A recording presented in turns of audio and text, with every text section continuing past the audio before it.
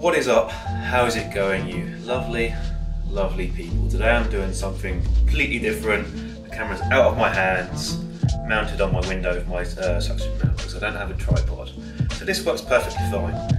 So today I am filming a Q&A. I asked you guys questions about a few weeks ago.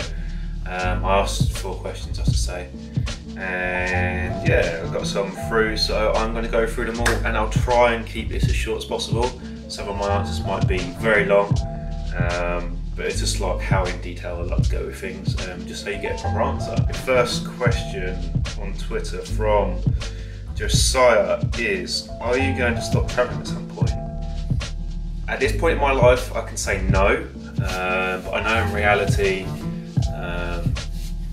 I probably will have to at some point, whether that'll be when I die, I don't know, but at this point I'm going to say no, because there's so much to see out there in the world. So yeah, that's pretty much my answer, is no. Next question is from Moritz on Twitter.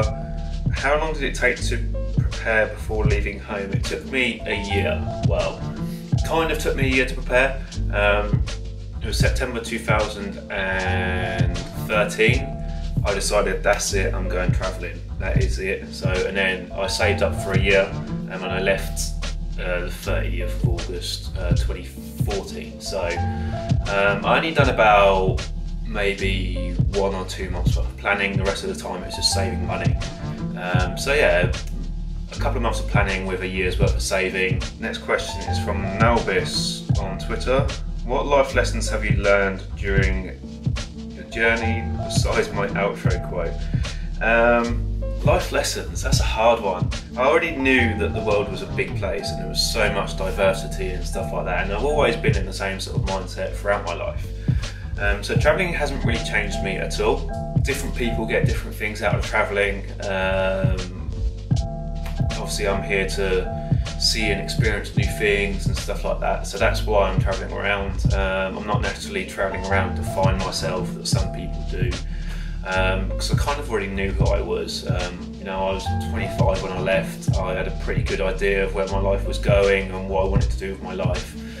So yeah, next one from Danielle Colalilo. I don't know if I said that right, I'm very sorry if that's wrong. 2 questions from her is, any tips for someone considering Trans-Siberian? For those of you who don't know what a Trans-Siberian is, it's a Trans-Siberian railway, and it runs from Moscow. There's two routes you can do. You can do from Moscow in Russia to Vladivostok, which is the full length of Russia, or you can do the route which I did, which is Trans-Siberian and Trans-Mongolian, which goes from Moscow and then through Mongolia and into Beijing. One tip I'd definitely give you guys, if you're considering it, is stop in Mongolia. I so wish that I did now. I didn't, I just done the whole route. It was a 7-day train ride. So yeah, make sure you stop at least in Mongolia. I kind of wish that I did stop there. One of the best experiences I've had in my life, just a week. The train was full of travellers, so basically we had an amazing time watching sunrises and sunsets. So yeah, definitely recommend it if you're considering it.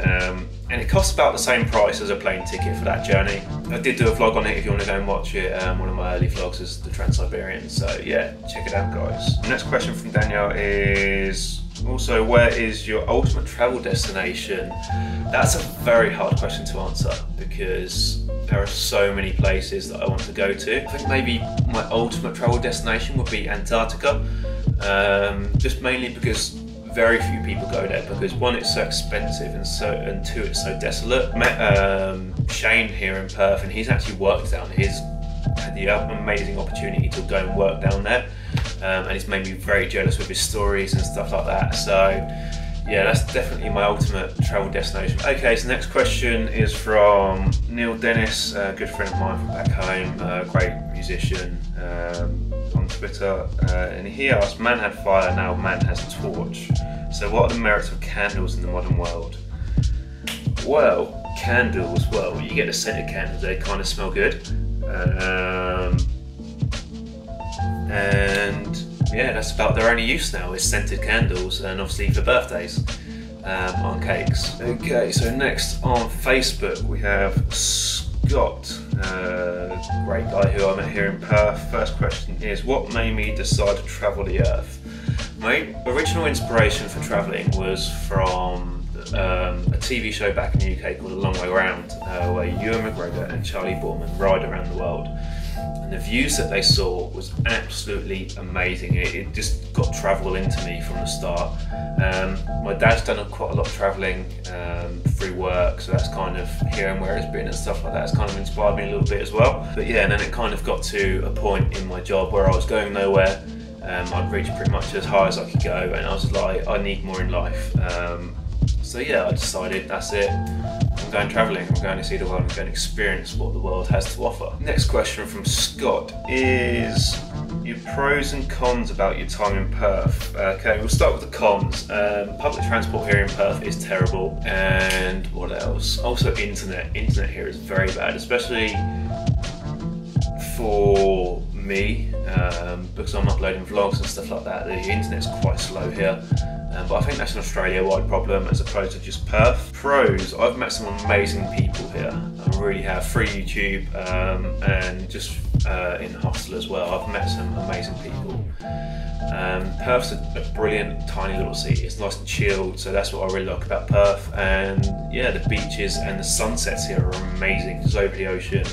They show vibrant colours at night. So yeah, definitely check out a sunset or two if you're here in Perth. Next question from Scott. So third and final question from Scott is, what decided you to vlog your travels, and did you expect to be still doing it today when you first started? What made me want to start vlogging? I always knew about YouTube and I knew about vlogging and stuff like that, and I always wanted to do some sort of YouTube thing. It allows me to be creative and constantly push myself. So yeah, and this seemed like the perfect opportunity. It allows me to keep in contact with back home as well. Basically bring my family and friends along with me and they can see what I'm doing and stuff like that.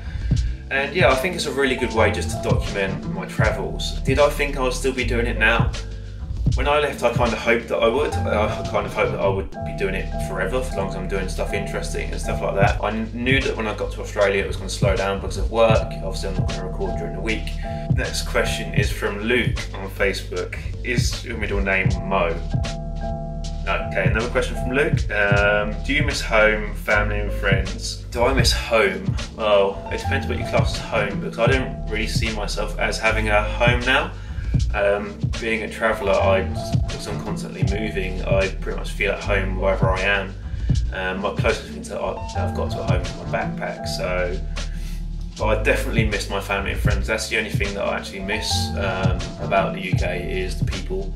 I would love to go back and travel there one day, but obviously there's a lot more world in front of me before I head back there. So next question from Luke is, how do I afford to travel?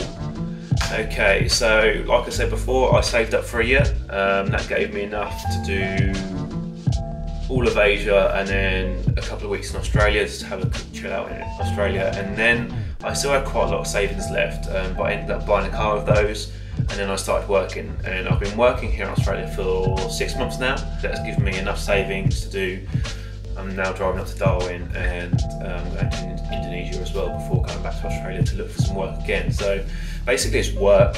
It's the only answer to that. There are options if you get bigger on blogging and vlogging and stuff like that for sponsorships and stuff, which help top up your travel fund. Next from Luke is, any tips for up and coming travellers? There are so many things that I can tell people about travel. And the thing is, everyone will have a different experience. One tip I will give you is, if you're thinking about travelling, don't buy into travel accessories. The only one travel accessory I actually use is my travel adapter. I bought like a money belt to keep money safe and stuff like that, and sleeping bag liner to sleep in, because apparently hostels are really dirty. And literally the only travel accessory I've used is my travel adapter for my electricity. Oh, take a small first aid kit with you. That's one thing I will say. I had one with me pretty much the whole way around. I still have one. and I haven't used it up until Australia, but I've been giving plasters and paracetamol and stuff like that to people all the way around where they've been cutting themselves and stuff like that. So it's good, handy just to have first aid, small little first aid kit. Okay, so next one is from Terry, who I used to work with back in the UK, and he says, do I miss working in the dark basement of a Victorian power station?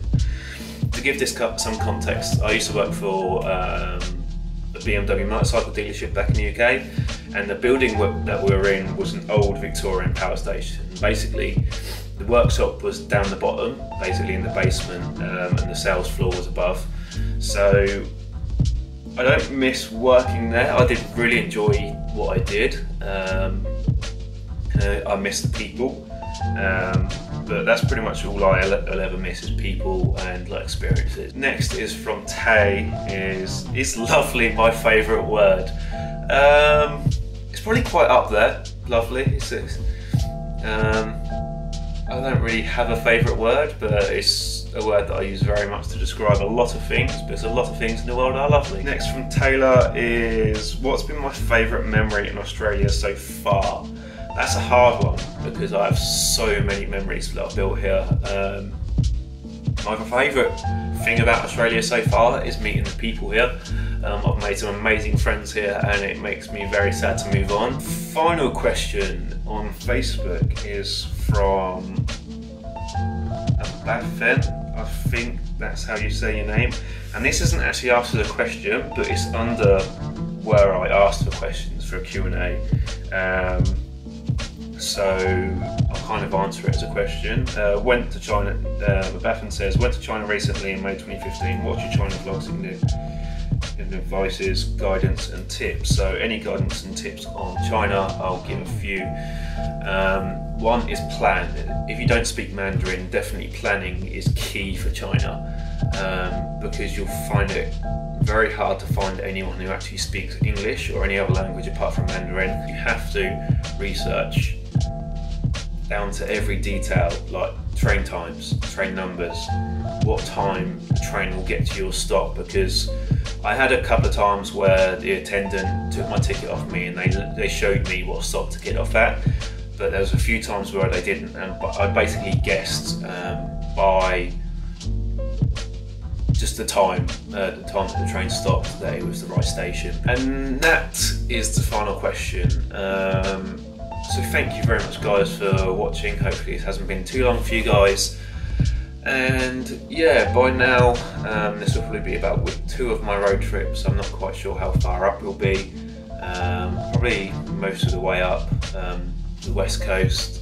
So yeah, I look forward to getting back to vlogging, or back to vlogging and getting the vlogs up, because I know that I won't be able to upload while I'm driving up. I hope you guys enjoyed this video.